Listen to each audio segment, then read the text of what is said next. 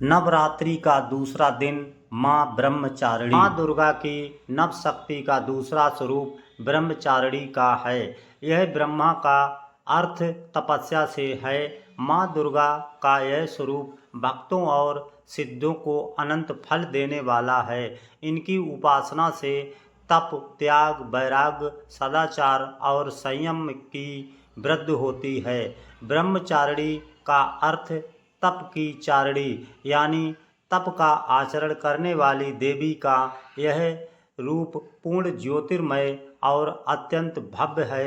इस देवी के दाएं हाथ में जप की माला और बाएं हाथ में यह कमंडल धारण किए हैं। पूर्व जन्म में इस देवी ने हिमालय के घर पुत्री रूप में जन्म लिया था और नारद जी के उपदेश से भगवान शंकर को पति रूप में प्राप्त करने के लिए घोर तपस्या की थी।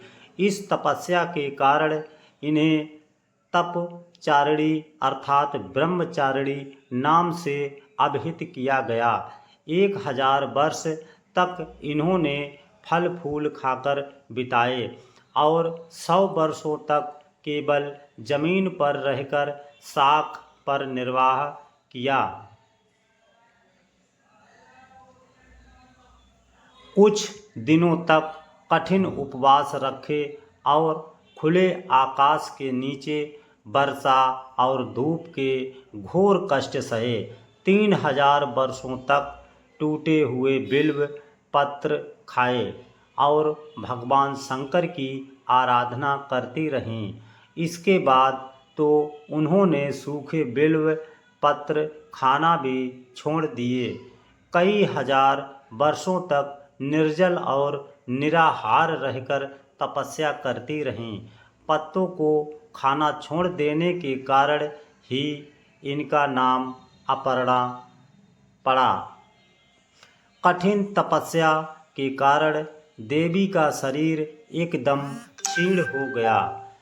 देवता, ऋषि, सिद्धगण, मुनि सभी ने ब्रह्मचारिणी की तपस्या को अभूतपूर्व पुण्य कृत बताया, सराहना की और कहा, हे देवी, आज तक किसी ने इस तरह की कठोर तपस्या नहीं की। यह तुम्ही से ही संभव थी। तुम्हारी मनोकामना परिपूर्ण होगी और भगवान चंद्रमौली शिव जी तुम्हें पति रूप में प्राप्त होंगे। अब तपस्या छोड़कर घर लौट जाओ। जल्दी ही तुम्हारे पिता तुम्हें बुलाने आ रहे हैं। इस देवी की कथा का सार यह है कि जीवन के कठिन संघर्षों में भी मन विचलित नहीं होना चाहिए। माँ ब्रह्मचारिणी देवी की कृपा से सर्व सिद्धि प्राप्त होती है। दुर्गा पूजा के दूसरे दिन देवी के इसी रूप की उपासना की जाती है। तो दोस्तों, नवरात्रि के दूसरे दिन माँ ब्रह्मचारिणी की जो भी श्रद्धा भाव से भक्ति पूजा करता है उसके सभी काम सफल हो जाते हैं। जय माता दी।